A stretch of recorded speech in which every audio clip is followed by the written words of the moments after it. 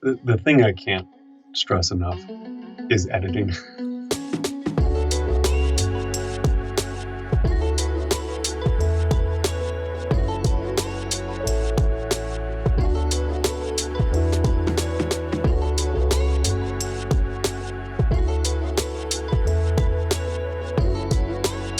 I think that if you have not had a history of rigorous editing, podcasts can bloat and be bad.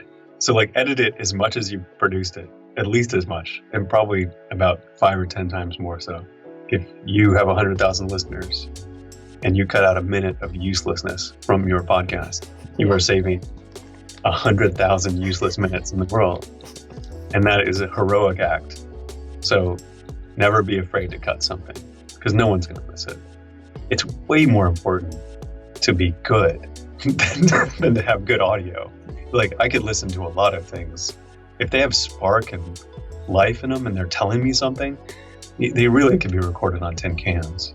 So I think that however recording method gets the most natural response from you or your guests, that's probably the right one first. And then from there, then improve.